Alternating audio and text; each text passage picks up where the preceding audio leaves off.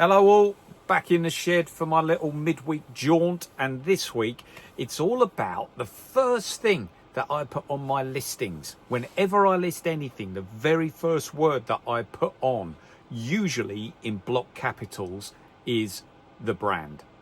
That's how important the brand is. It's more important to me than anything else because it is the first thing that people are looking for. Yes, you could say that if they're buying a pair of shoes, they're going to look in the shoes. That's the first thing, Smithy. Yes, I know that, but that's sort of like from that's already been done from actually looking into the section. All right, most listings that you look at will list the brand first. Nike, Adidas, Under Armour, Maya, Marks and Spencer's, whatever it is, it's the first listing, and I find that it works. So to ignore it and not really be that interested about it, oh, it's a pair of trousers, just put them on. Nah. Okay, if you're serious about reselling, you've got to know your brands, and you've also got to know just how important they are in driving any sale on any product that you have. So watch on, and I'm just going to give you a few things to think about when looking at potential products and the brands which they hold. I suppose really for this, one of the main things to do when looking at branding is to actually understand it. And one of the easiest ways to do that is to go back in time. And when I say go back in time, I'm talking about going back to the Industrial Revolution here in the UK. I know it's different in other parts of the world, but here in the UK, probably from about the 1730s, 1740s onwards, factories started to grow, mass production, mass employment, a total change of the UK as we knew it then to what we know it now. Okay, people living in the countrysides, moving to people living in the cities, mass markets, everything like this. The Industrial Revolution didn't half change a lot. Now, what you have then is you have an abundance of products that in the past would have just been sold to your street. If you made a couple of jars of jam, people in the street brought it, that was all right. And when they ran out, you made them some more. That's how it worked. But after these big factories, you had tons of the stuff. And there wasn't enough people, there wasn't enough people living close to the factory to actually buy all of this jam that your factory had made. So therefore, you had to sell it further afield. And so people had to get together to work out how this problem could be solved. And then you got the birth of branding. All right. And I would say that towards the end of the 1800s, you then got, colour, printing, being able to put big adverts up, being able to get a message across. And then you had the development of, say, communication as well. I do love those old adverts that are like, Charlie Charles, he's swum the Atlantic 17 times and he drinks Bovril. Bovril, the only drink that you need to drink if you actually want to do anything. Hey, except Charlie Charles, smiling. Well, hey, I find those adverts absolutely fantastic. Brilliant. It's like, what is it? British Art Foundation recommends lard. My doctor smokes these cigarettes. It's superb. Okay, brilliant. It's if you look at old-fashioned adverts and actually see just how blatant they were. I'm glad that advertising's been a bit more regulated now, but it was branding. Okay, and it was the power of the brand, and it was the branding coming through and being produced. The tower in London, okay, not just any tower, the Oxo Tower. I know what, let's build a tower and let's call it the Oxo Tower so that everybody says their name. Brilliant, absolutely brilliant, because we still do it today.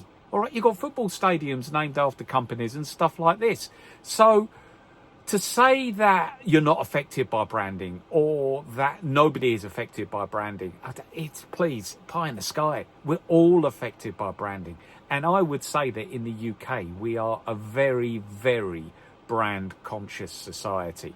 Okay, we like to show, especially with our electronics, our clothing and our cars, that we are a success. Okay, it's human nature. You can't get away from it. And so therefore, it is something that you need to consider and you need to take seriously when listing anything, because it's unavoidable, really. We live in a society now where you can't really get away from it. Sad as it may be, but we sort of like, it's put into us by osmosis almost, isn't it? It's really important to try and understand what makes a brand successful. To me, it falls into 3 categories: design, quality, and innovation. They're the 3 things.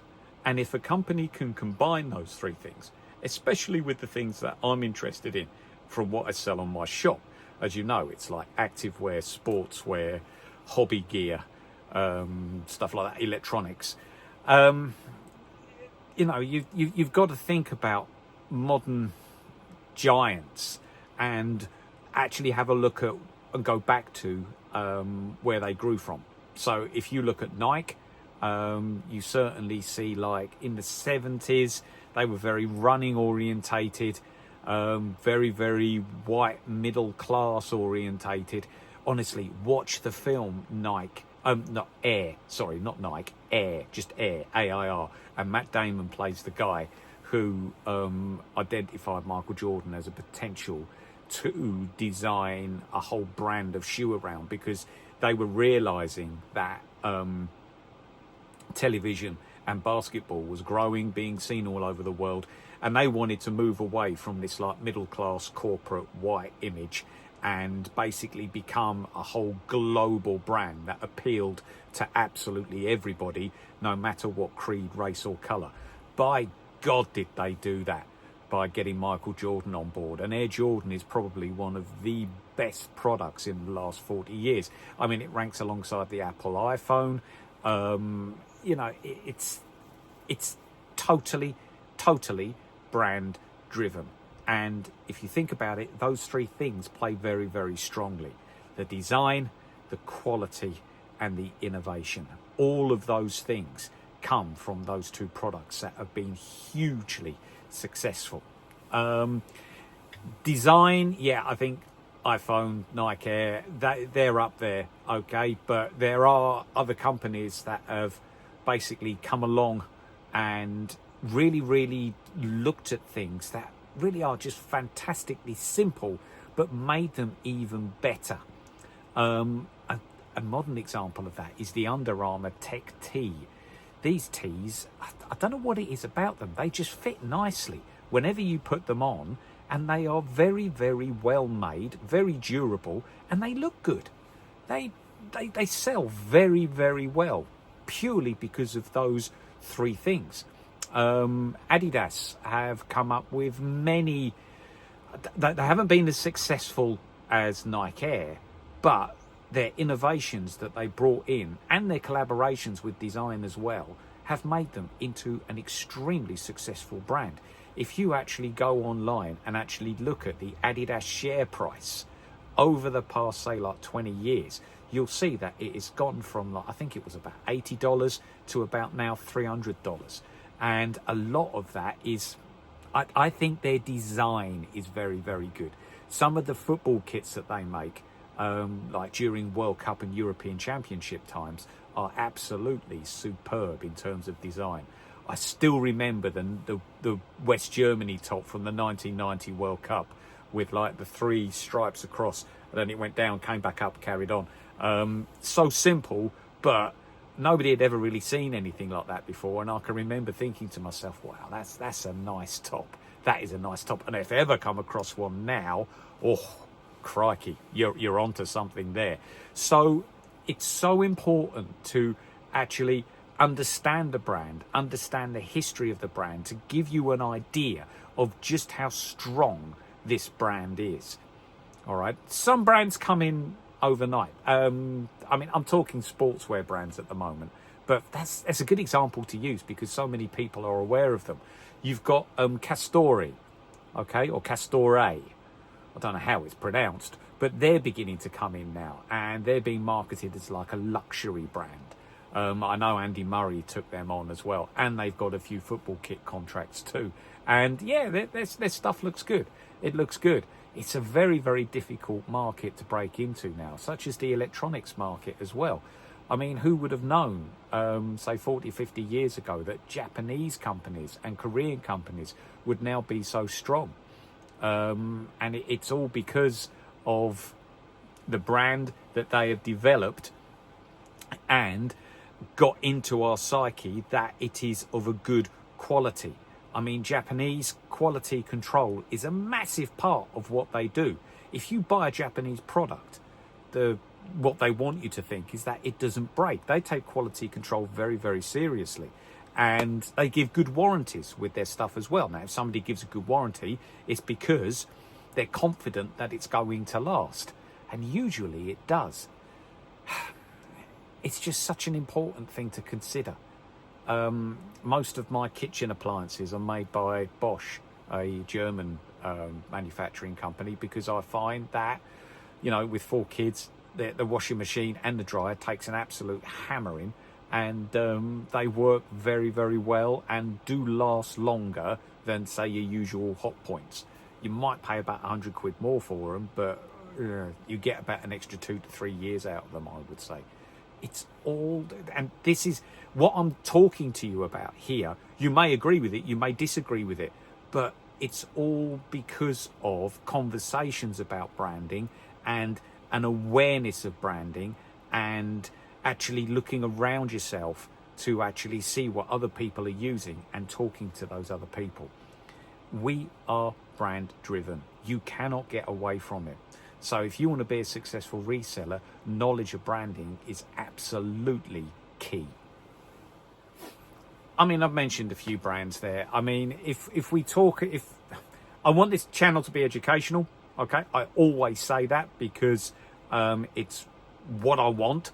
I'm just making you aware that it's what I want it to be. It's what I want the main focus of this channel to be. And if I say it enough, you'll eventually get it. But brands, and I'll just reel off a few that are very, very good. Under Armour, Nike, Adidas, any Japanese electronic company, Marks and Spencer, Maya trousers, the walking brands like Berghaus, the Helly Hansen, stuff like this. These are, you can probably reel off the brands. Skechers shoes are a huge brand. Hotter shoes, massive brand.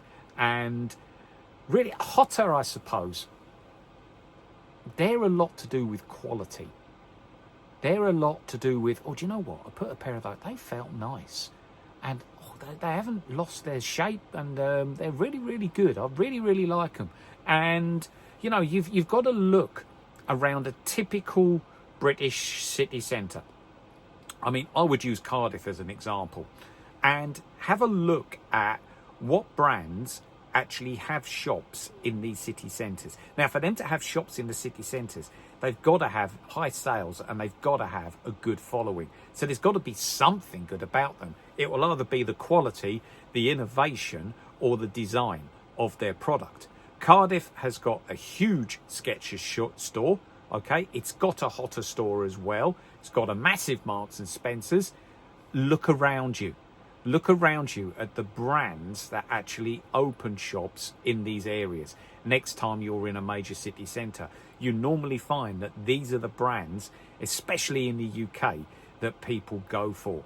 Skechers is one that I'll use as a really good example, because when you go into a Skechers shop,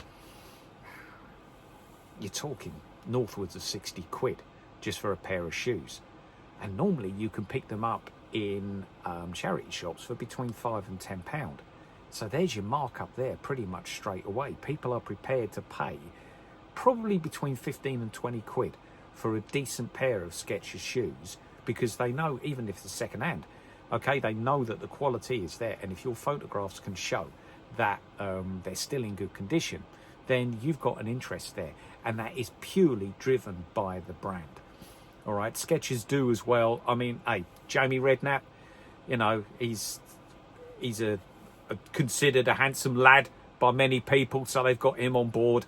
Who else? Who's the Marlene Klaas? Okay, she's on the adverts as well. None of them have got to bend down to put the shoes on anymore. They just slip their foot into the shoes. And that's branding. That's advertising. 'Cause I remember that. I remember that that's part of the advert. Marlene looking very happy that she doesn't have to bend down to do up her shoelaces. It's all part of it. It's all part of it. So be aware. Open your eyes. Look around you to see what sort of brands actually exist. One other way of telling a strong brand is if it begins to subdivide. Okay, now I've already mentioned one example of a subdivision, Nike Air. But there's also many, I mean, Adidas in terms of their shoes, Nike in terms of their shoes. Be aware of all of the subdivisions that exist, because there's some subdivisions, such as like Nike Flywire. They're just like your basic running shoes.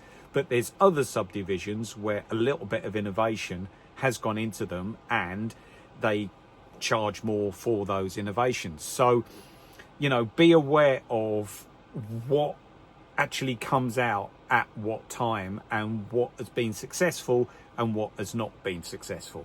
Adidas Gazelles came out in the 60s and 70s. In the 80s, nobody really interested in them. They thought they looked old-fashioned. But over the past 20 years or so have been reborn.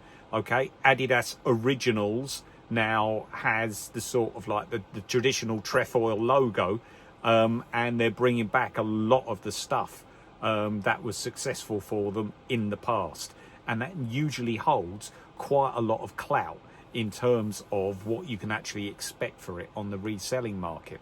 Same goes for Nike as well. They brought out these tech fleeces that are very, very popular, especially amongst the teenagers and the 20 to 30 year olds. Know your markets. Know what designs are coming out purely just by looking. You know, go in, if there's a Nike store near you or a Sports Direct or anything like that, just have a look and see what are at like just normal basic prices and what are at higher prices and why they are at higher prices. Have they got more pockets? Does the material feel a little bit different? Is there another name associated with them? Yeah, so that you can then easily see it when you are presented with the opportunity to strike, such as coming across one in a charity shop. Football shirts is another good one as well. Google Lens is a massive help. Please do not dismiss Google Lens, because what it can do, it can tell you exactly what year a football shirt is from, and also if you put any piece of apparel or any trainer under the Google Lens, it will tell you exactly what it is, and you can then see and put it into eBay and just see what you could expect from selling it. I am conscious that I'm talking about sportswear brands quite a lot at the moment, but really it's what I do and it's what I'm interested in. But you can apply this philosophy to so many things, especially if your reselling store is to do with something else. You can apply it to crockery. You can apply it to say like other pieces of clothing that I don't really know that much about, such as like fishing clothing and stuff like this. There are so many things that you can apply these philosophies to. Know your brands. It is so important, especially to maximize any sourcing opportunity that you may possess. Now, I have mentioned Under Armour, and one of the basic reasons why I think Under Armour has been so successful is its appeal across all sexes and all generations. Kids wear it, Teenagers wear it. 20 to 30-year-olds wear it. 40-year-olds wear it. People in their 60s wear it. Both men and women. Huge appeal across all age groups. Under Armour have got it right very, very well. And I believe it is purely down to the quality of their products. People know that their price point is good for what you actually get. That's true for clothing. The trainers, they just haven't quite got it right with the trainers at the moment. But you have to be aware of what age groups and what sexes are comfortable with wearing what. What are the teenage kids wearing now? And can you get that sold on eBay, or do you have to go to another platform such as like Vinted? What are the old boys wearing at the moment as well? What are they comfortable in? Because they're far more likely to go to your eBay store than a teenager. The teenagers, you've got to get onto Vinted. All right. The ladies, what are they wearing? What brands are they coming through with? I would say that they are more designer brand conscious. And I have said in the past that I do feel sometimes as though I go into a charity shop and I'm sort of like ignoring half of it because I don't really understand it. And that would be the ladies department. I just, I'll look through the jackets. Okay. With the ladies departments, I'm always looking for a decent outdoorsy type jacket. Okay. Or a decent dog walking jacket. I find that they sell very, very well. But you've also got to take age into consideration too. All right. Look around you. See what everybody's wearing. I know that I'm talking mainly about clothes, but that is what I am doing. All right. But if you want to talk about electronics, good God, there's not a teenager or a 20-year-old without a pair of Apple AirPods in their lug holes now. Now, I started this whole eBay thing off from finding one AirPod and a charging case underneath my son's bed. That's how all of this started. Because I thought to myself, oh yeah, that's the one that he lost. Oh, surely we can get it on eBay. And I looked and I thought, hold on a minute, we can sell the case and we can sell this and we can put that towards another pair. These hold their value, and that's what got me looking. But the problem was, especially with the Apple AirPods, was that there were too many fakes around. Because I was finding that if you bought a pair, say off Facebook Marketplace, and then split it, so the left one, the right one, and the charging case, you actually made a profit. But I soon had to teach myself very, very quickly how to spot a fake. And I would say it is to do with, if you want a bit of a tip, it is to do with the box. The box usually gives it away. The Apple boxes are very well constructed. You usually find with the fakes, they're not. If you hold the Apple box by its lid and just don't hold the bottom, it should slide out nicely. Okay? The fake boxes, they don't slide out. Also, especially with the AirPods, open the charging case lid and shine a torch underneath, and you can see like the circuitry inside the lid. Okay, there is a certain type of circuitry that the Apple one has. There's plenty of YouTube videos on it for you to look at. The fakes don't have this sort of circuitry. All right, so there's some more tips for you. To actually get the best out of Apple as a brand as well. But as I said, girls and boys, and my own kids, we've come to the stage now because they've got the things in their lugs. So if dinner's ready and you want to call up the stairs to them, they can't hear a word you're saying. We've got to turn the lights on and off to actually get them to come downstairs.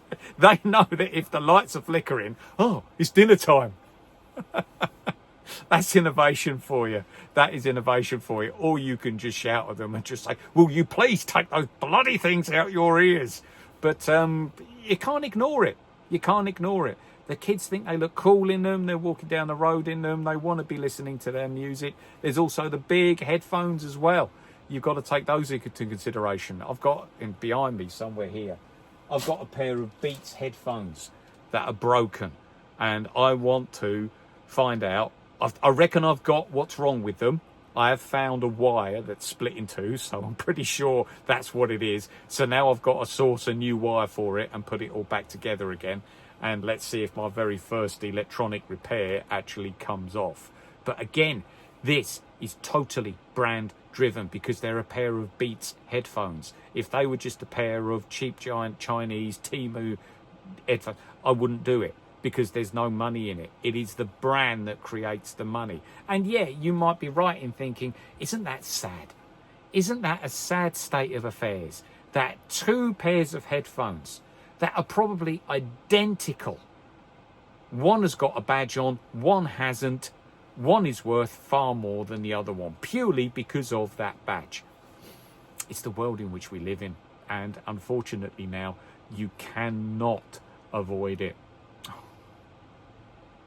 You know, sometimes you do feel, don't you? Can't we just go back to the caveman ages where I say, look, I'll give you an axe for 2 goats. That sort of trading, okay?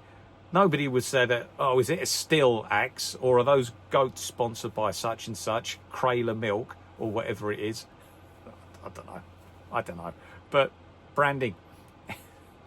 How many times have I said it now? You can't ignore it.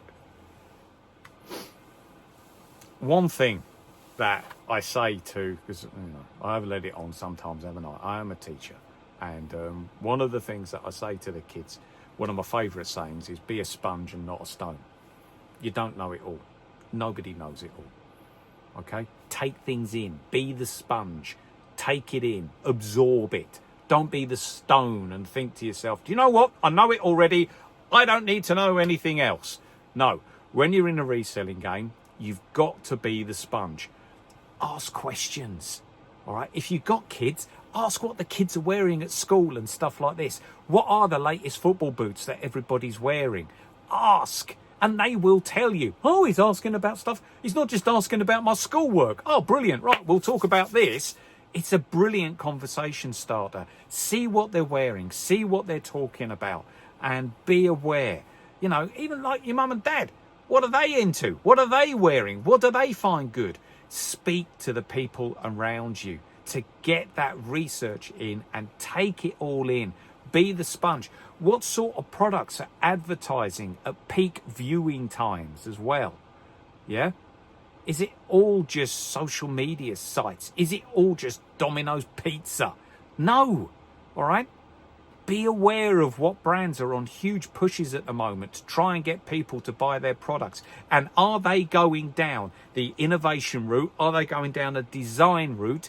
Or are they going down the quality route? Which one is it? Be aware. And you don't need to tell you don't need to say, you don't need, oh, do you know what? Yes, I'm going to be doing that, or I'm going to be doing that. No, just log it. Just log it. Okay? Or if, like me, you're quite forgetful, write it down. But it's important. It is important because part of the reselling, being successful at reselling, is knowing what is about at that time, and also understanding that things can change like that. Absolutely like that. All right. What was it? The JD Sports share price plummeted because they thought that everybody was going to pay 130 quid for Night Tech fleeces a couple of Christmases ago. Not last Christmas, the Christmas before. The reason why I know this is because it was part of my ISA. It's only just recovered. Anyway, they brought a load. All right. There's me buying into it, thinking that loungewear is going to be the next thing. People are. They're buying stuff to wear around the house. It's nice and comfortable and not restrictive. But, yeah, they brought a load in thinking that people would pay 130 quid for these Night Tech fleeces. And then they found out that people wouldn't pay 130 quid for the Night Tech fleeces, and they had to flog them at 50 quid instead. It's all to do with price. It's all to do with the price point and what people are prepared to pay. Okay? If there's one thing that British people, or maybe even people worldwide, I haven't lived in other countries enough to know this, but certainly with the British, we'll go to a certain level, but beyond that level, naff off. There's a level, all right? And you have to be really, really good at your advertising and branding to get us beyond that level, above that level. Usually, we'll just stick 2 fingers up at it. Another thing to be aware of is this, especially when you're sourcing. Use the eBay app. It is fantastic. It is probably the best resource that you can use in terms of finding out if a product is viable to get or not. If you think about it, there's no real other app that's come out to try and tell you this, because nobody can go up against the data that eBay have. You can just put, as long as you put as much as you possibly can data-wise into the eBay app to find out about this product, it will be able to tell you how many are on the eBay store at that time and how many have sold in the last 90 days. If those two numbers are relatively the same, you're onto a winner. Okay, that's like the sell-through rate. So if there's 100 on the shop and there's 100 that have been sold within the last 3 months, okay, because it's over 90 days, the sell-through rate there is 1 for 1. That's good. Okay, that means that one is being brought each and every day. That's good. All right, if there's 100 on and only 20 have been sold, not as good. If there's 100 on and over 100 have been sold, get it. Okay, that's these are the sort of things that you've got to be looking for. And sometimes, you know, it is worth, if you've got a bit of time on your hands, it is worth using Google Lens to take a picture of something in a charity shop, just so that you can actually get the full feel of it. Or if you don't like doing that and your charity shop is local, just get it and just keep the receipt and then do the research at home. And then if it's no good and you've got to take it back, do it. All right, that I've done that plenty of times as well. Okay, especially if you're in a hurry, if you're in a rush. You know, that is worth doing. The research tools for you to look at branding are there. Don't just assume that it's going to sell. You can't do that. All right, it will help you get to the right pricing point as well. I think in conclusion to all of this, the strongest thing that I can say is to be open-minded. Don't just assume that you know it all. Take on new stuff. I mean, the example that I'll use here is Meyer trousers, M-E-Y-E-R. When I first started doing this, I'd never heard of them. But when I picked them up, I can remember thinking to myself, hold on a minute, these look a pretty decent pair of trousers. They're very well made. It's nice material. It's nice design. They normally have like the flowery bits on like the inside of the waistband and stuff like this, and a little bit of design inside the trouser as well. There's a lot of thought that's gone into these. Maya, never. So I looked them up and I thought, right, I'm getting them. Okay, because I could see then that they were on for a very, very good price. And yeah, I found some for myself as well, and they do fit nicely. They are well designed, and they're comfortable, and yeah, they're a fantastic pair of trousers. So I didn't know about them, and it was only because I had the open mind and I was prepared to have a look and do my research that I actually knew about them. And now I probably sold about 20 pairs, and I usually make over 100% markup on each and every pair. So you know, it's worth doing. It's worth doing. Right, I hope that this video, it's really just me talking, isn't it, about branding and why it's so important. I hope I've given you some things to think about and the sort of things to look out for, the sort of things to consider, the sort of things to talk to other people about. And, you know, there's always opportunities in this game, in the reselling game anyway. When you are selling to society, you've got to keep your eyes open all the time to know about what is in, what is out, and what you've got to basically move on quite quickly. It has been a pleasure, as it always is. The channel's doing really well. I'm still gaining subscribers, which is good. I don't want that to stop. I want that to keep going, okay? But please like, comment, subscribe to your heart's content as much as you like. I am now beginning to log some of the comments to allow me to do some videos in the future. There's some lovely ones coming through. It's stimulating debate, which is what I really want. I really want stuff about like what price to put things on at, what sells well, what doesn't sell so well, etc, etc. So as I said, it's been a pleasure. In On and Gone 41 will be coming out very, very soon. But for the time being, from the shed, you can probably hear the heater going in the background. It is still a little bit cold. Apparently, blood moon in the morning, okay? Probably about 4 or 5 o'clock it's coming out. I might get up for that because I know it's a clear night. And, you know, I've seen one before, but apparently this one's going to be a cracker. So we'll have a look. Right, that's enough. I'm waffling now. Time for a brew. See you soon. Bye-bye.